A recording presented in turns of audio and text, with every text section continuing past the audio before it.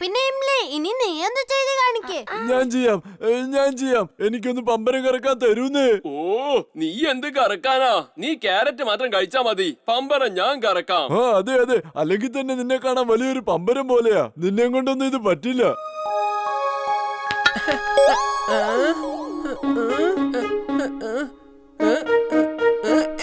ഓ വീർ, ദൂരെ എവിടെങ്കിലും പോയി കളിക്ക്. നിനക്കെന്താ കണ്ണ് കണ്ടൂടെ? ഞങ്ങളിത് പുതിയ കാറ് വാങ്ങിയിരിക്കുക. നീ ഇവിടെ എല്ലാം പൊടി പറപ്പിച്ച് ഞങ്ങളുടെ കാർ അഴുക്കാക്കുകയാണോ?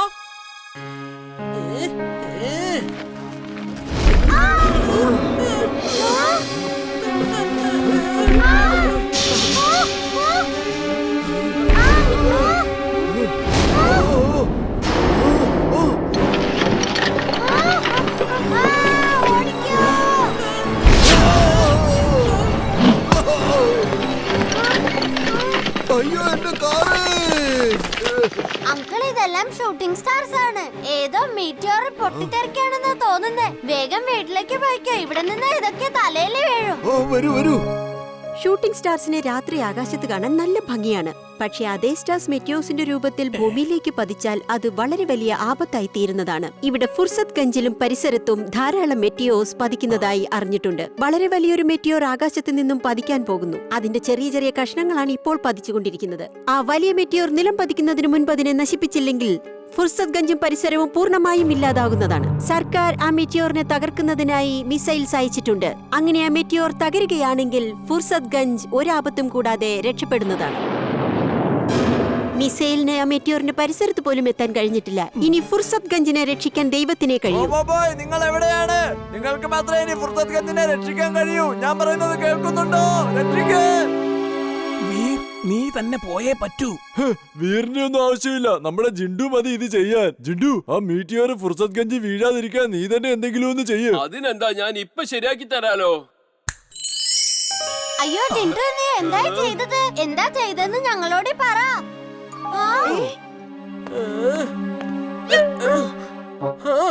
കണ്ടില്ലേ, ഫോട്ടോയില് കാണുമ്പോ എന്തൊരു പാവത്താനാ. പക്ഷെ ഇവൻ ഭയങ്കര തന്ത്രശാലിയാ. പ്ലീസ് എന്തെങ്കിലും കഴിച്ചിട്ട് പോകുന്നേ. താങ്ക്സ്. പിന്നെ കുറച്ച് ബ്രെഡ് ജാമൻ കിട്ടോ? അന്തരീക്ഷത്തിലാണല്ലോ നിൽക്കുന്നത്. പേടിക്കണ്ട, ഇതെല്ലാം നിങ്ങൾ എടുത്ത് കഴിച്ചോളൂ.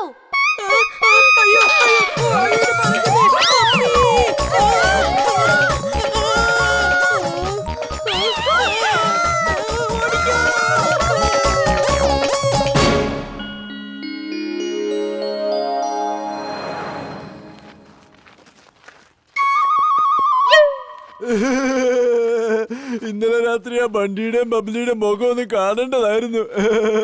ജിന്റു, നീ ഇങ്ങനെ അവരെ പേടിപ്പിക്കാൻ പാടില്ലായിരുന്നു. ഞാനൊന്നും ചെയ്തില്ലല്ലോ. ചുൾബുള്ള പറഞ്ഞ അവരെ പാഠം പഠിപ്പിക്കാൻ. ഞാൻ അതേ ചെയ്തുള്ളൂ. ഇനി ഒരിക്കലും അവര് വീറിന്റെ വീട്ടിൽ അങ്ങനെ വരില്ല.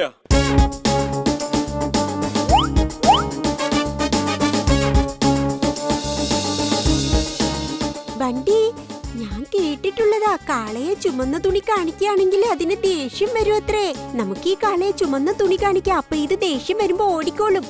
ഓടിച്ചെന്ന് കാണുന്നതെല്ലാം നശിപ്പിക്കുക. അപ്പൊ ഈ വീർ എങ്ങനെയാ അവരെ രക്ഷിക്കുന്നതെന്ന് നമുക്കൊന്ന് കാണാമല്ലോ. വേണ്ട, അത് വളരെ അപകടം പിടിച്ചതാ. ആ കാള ചിലപ്പോ നമ്മളെ അറ്റാക്ക് ചെയ്താലോ? ഇത്തരം അപകടം പിടിച്ച കാര്യമൊന്നും എനിക്ക് ചെയ്യാൻ ഇഷ്ടമല്ല.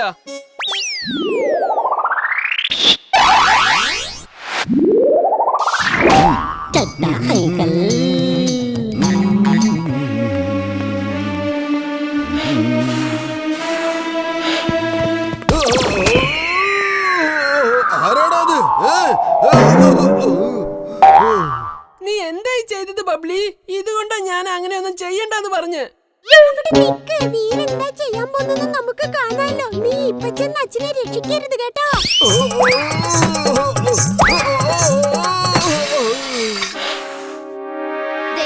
ആ കാളയ്ക്ക് ഭ്രാന്ത് പിടിച്ചു. അത് ചെഡാങ്കിളിനെ ആക്രമിക്കുക.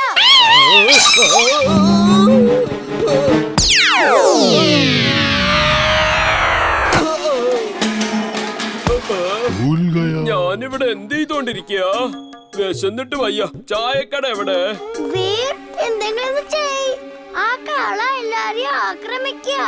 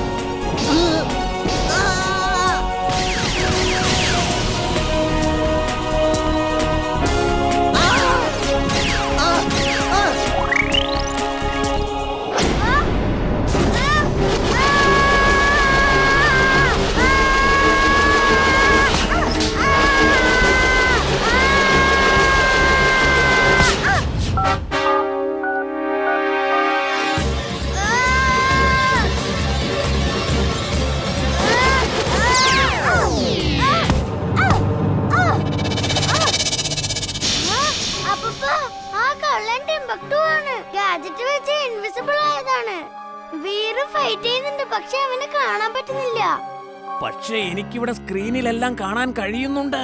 വീറിനോട് പറയൂ, ബോഡി ഉള്ളിടത്തെല്ലാം ബോഡി ഹീറ്റും ഉണ്ടാവും. ഓക്കേ.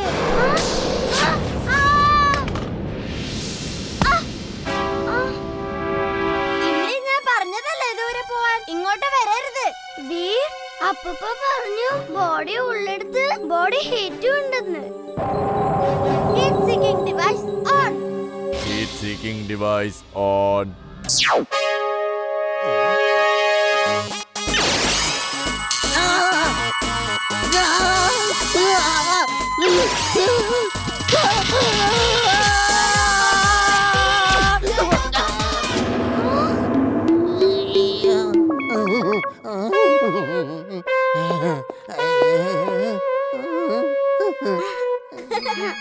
അയാളെ കാണുന്നില്ലല്ലോ. കണ്ടായിരുന്നെങ്കിൽ അയാൾക്കിത് ഇങ്ങനെ ഒരു പണി കൊടുക്കായിരുന്നു.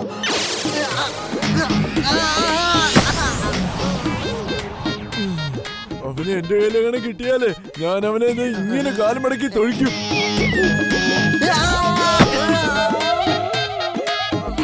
എന്റെ കയ്യിലെങ്ങാനും അവനെ കിട്ടിയാലേ ഞാൻ ഈ കല്ലെടുത്ത് ഇങ്ങനെ അറിയും. പക്ഷെ അവനെ കാണുന്നില്ലല്ലോ. ഒന്ന് മതിയാക്ക്, ഒന്ന് നിർത്ത്.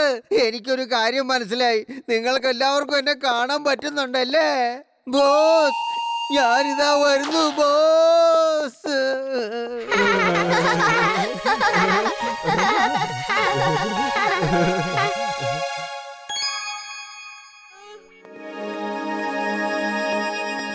സാർ, എന്റെ ജോലികളൊക്കെ കഴിഞ്ഞു.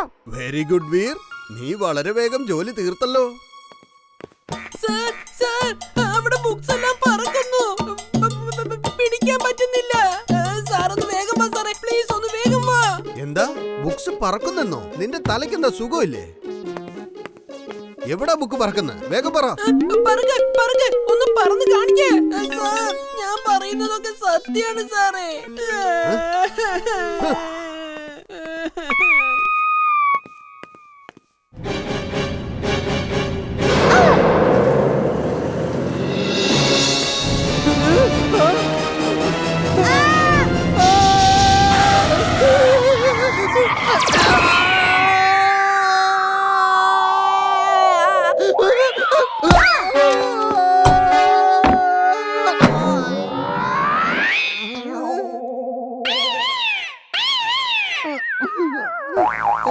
നീ ഇപ്പൊ എന്റെ മുന്നിലുണ്ടായിരുന്നല്ലോ, പിന്നെ എങ്ങനെയാണ് വണ്ടിക്കകത്തുനിന്ന് വരുന്നത്? നീ എന്തായി പറയുന്നെന്ന് എനിക്ക് മനസ്സിലാവുന്നേ ഇല്ല. ഒരു മിനിറ്റ്, നിന്നെ ഞാൻ ഈ മാർക്കറ്റിൽ നിന്നാണ് പിടിച്ചത്.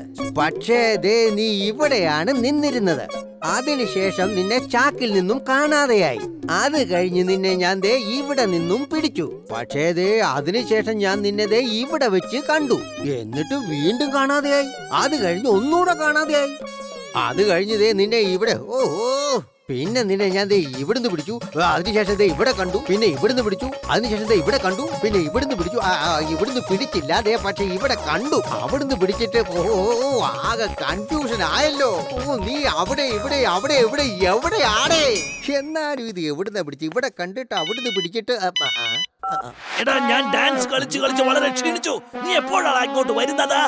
അയ്യോ, ഡാൻസ് നിർത്തിക്കോളൂ ബോസ്, ഡാൻസ് നിർത്തിക്കോളൂ. ഒന്നാമത് ഇവിടെ മൊത്തം കൺഫ്യൂഷൻ ആണ്. അവിടെ ഇവിടെ അവിടെ ഇവിടെ പിടിച്ചു പിടിച്ചില്ല, കണ്ടു കണ്ടില്ല. എനിക്ക് അങ്ങോട്ടൊന്നും മനസ്സിലാകുന്നില്ല. ആകെ കൺഫ്യൂഷൻ ആയിട്ട് ഇരിക്കുകയാണ് ബോസ്. ഓ, നിന്നെ ഒന്നിനും കൊള്ളില്ലല്ലോടാ ടിംബാക്ടോ. ഒരു കാര്യവുമില്ലാതെ വെറുതെ കിടന്ന് കുറെ ഡാൻസ് കളിച്ചു. എന്തു പറ്റി ബോസ്? നീ എന്നെ എത്ര ക്ലോണുകൾ ഉണ്ടാക്കി? ടിംബക്ടോ എന്നെ എണ്ണ ആകെ കഷ്ടപ്പെടുക. രണ്ടെണ്ണം ഉണ്ടാക്കി. ഒന്നിനെ ലൈബ്രറിയിലേക്ക് അയച്ചു, മറ്റതിനെ കമ്പ്യൂട്ടർ ഓഫ് ചെയ്യാൻ അവിടെ നിർത്തി.